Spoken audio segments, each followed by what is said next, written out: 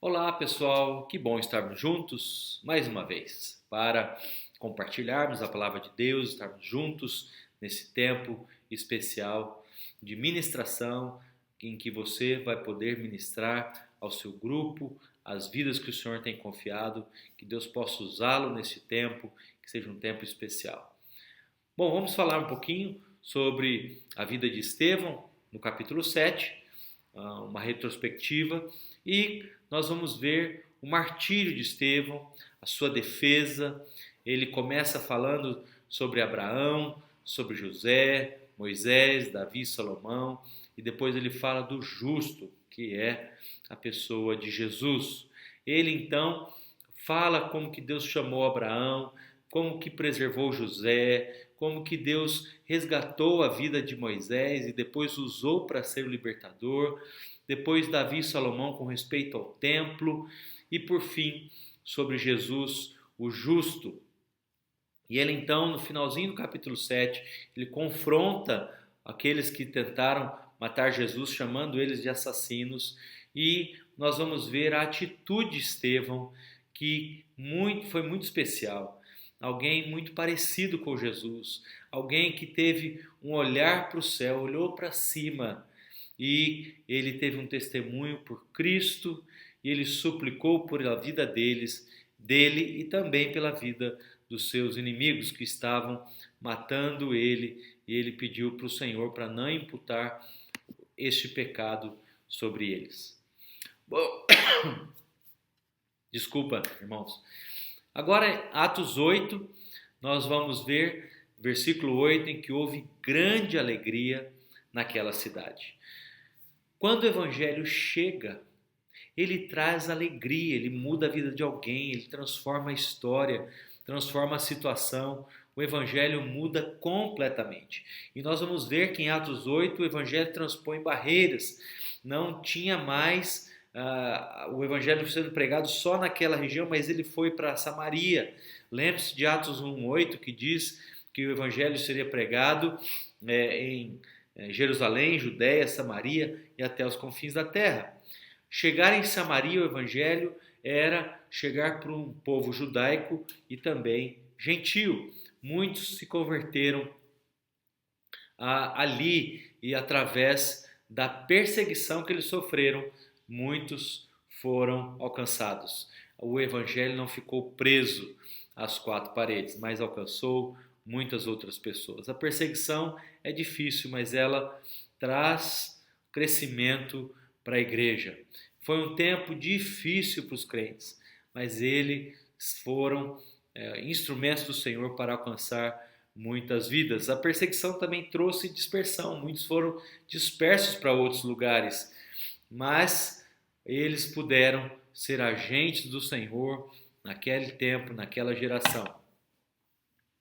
A dispersão também produziu poderosa evangelização.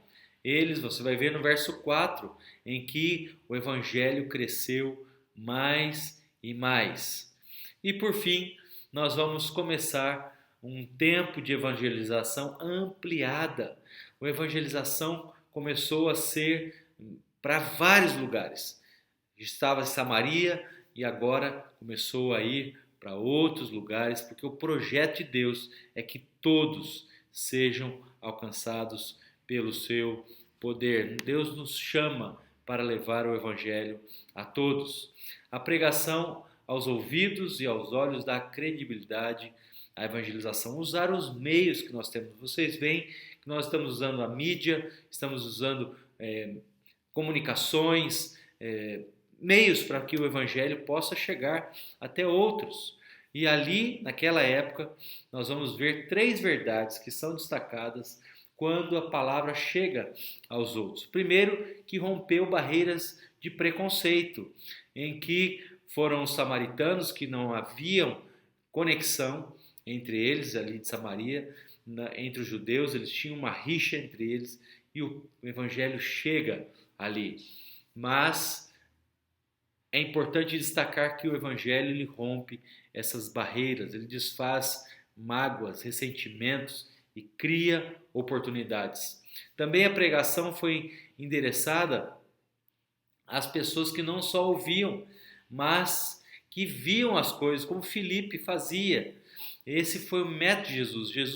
Filipe aprendeu com Jesus que a pregação não consistia apenas em palavras, mas em uma demonstração do Espírito e de poder. Ele foi usado por Deus ali com Simão, o mágico que praticava essas questões que eram contra a palavra de Deus. Houve grande impacto, prodígios, milagres e houve grande alegria. Como que é maravilhoso quando o Evangelho chega, ele traz alegria na vida das pessoas. Há uma comunidade de alegria no meio do povo. E então, milagres, sinais, prodígios, houve libertação e você vai ver como que o Evangelho transforma a vida das pessoas. Também o Evangelho desmascara o misticismo, a evangelização. Quando vem o Evangelho, aqueles que estavam vivendo em práticas como Simão, práticas de ocultismo, práticas de magia, que no livro de Deuteronômio é condenado, ele então foi salvo. E só que teve um detalhe: ao ver que as pessoas eram batizadas com o Espírito Santo por suas mãos, ao colocarem as mãos, elas eram cheias com o Espírito Santo, ele achou que ele poderia fazer o mesmo, comprando. Como que eu posso receber isso? Eu quero comprar isso, porque eu quero também impor as mãos para que eles também sejam batizados com o Espírito Santo. E então Filipe dá uma palavra dura para Simão, dizendo da sua dissimulação, de que eles não se poderia comprar a bênção de Deus, e que ele iria sofrer as consequências disso. E Filipe foi muito duro com ele, e Simão pede para ele então não permitir que isso acontecesse, as consequências não acontecessem por causa da sua perversidade, por causa do que ele falou, da punição que viria sobre ele. E então ele pede para que tenha misericórdia dele, que aquilo que foi falado não acontecesse. Mas os discípulos, a ação deles, eles não se intimidaram por causa da perseguição. Eles aproveitaram todas as oportunidades e pregaram o evangelho em muitas aldeias. Além de pregar onde eles estavam, ainda muitas aldeias foram alcançadas. Isso mostra que a evangelização precisa ser dirigida pelo Espírito Santo. Não é no meu jeito, do que eu acho que deve ser feito, mas é por uma ação poderosa do Senhor. Era uma ação sobrenatural do Espírito Santo, porque é Ele quem convence, é Ele quem conduz as pessoas, é Ele quem dirige as pessoas para o conhecerem.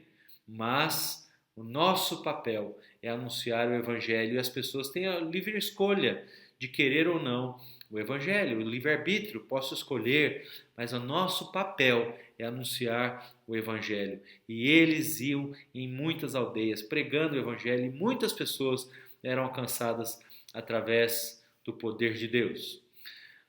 Muito bem, nesse momento, Filipe é chamado por Deus para ir para o deserto, para anunciar o Evangelho a um eunuco. Um eunuco, normalmente eles eram castrados e viviam nos palácios como assistentes do rei.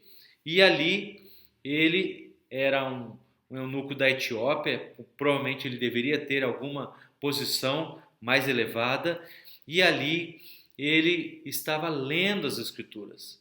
Então o Senhor chamou Filipe para ir até o eunuco, correr e alcançar a sua carruagem, e ele chega e pergunta para o eunuco: você está entendendo o que você lê?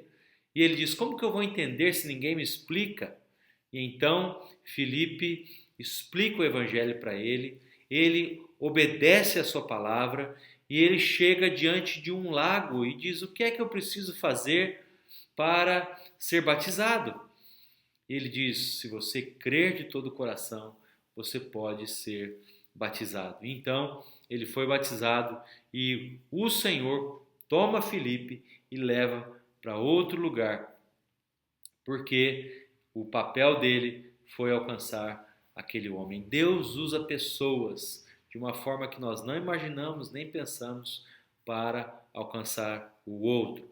Deus usa meios, usa anjos, usa comunicação, usa mensagens, pregações.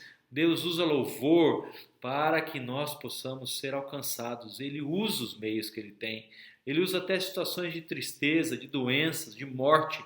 Deus usa para alcançar aquele que está perdido, e a palavra de Deus chega até o coração que está triste, abatido, e foi o que aconteceu com esse eunuco, e foi o que aconteceu com muitos outros, pois a palavra de Deus não está presa às quatro paredes. A palavra de Deus, ela não está limitada, mas ela alcança lugares que nós talvez nunca imaginamos, nunca pensamos. Após o encontro, como que você tem testemunhado a sua fé? Ore e peça a Deus para te dar a oportunidade para falar do Evangelho, para que você tenha ousadia para pregar, que você tenha sabedoria, entendimento. Peça ao Senhor, coloque pessoas na sua frente para que sempre você possa compartilhar da sua fé com alguém. Segundo, após o encontro, ore e pergunte a Deus o que é que o Senhor quer que eu faça na obra missionária. Como que eu posso ser um agente do Senhor na obra missionária? Seja orando, seja apoiando, seja contribuindo e até mesmo indo. O que é que você pode fazer para alcançar os outros? Nós não podemos ficar só olhando. Nós temos que reagir, temos que agir, pois muitos estão sedentos pela palavra. Muitos estão carentes do Evangelho. E você pode ser um instrumento do Senhor nesta geração. Eu posso também ser um instrumento do Senhor. Todos nós unidos nesse propósito para alcançar o próximo. Um versículo para a gente memorizar. E então se dirigiu a seus discípulos. A seara, na verdade, é grande, mas os trabalhadores são poucos.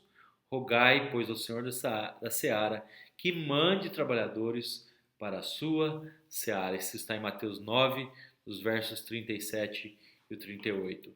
Peça ao Senhor que envie trabalhadores. A seara é grande, muitas pessoas estão longe do Senhor, que precisam ser alcançadas, vão ser transformadas pelo poder de Deus. Mas esta responsabilidade Ele confiou a nós. Que Deus assim te abençoe nesse estudo de Atos 8 e que você seja um agente do Senhor para levar as boas novas aos perdidos. Fica na paz, boa semana, até o próximo episódio.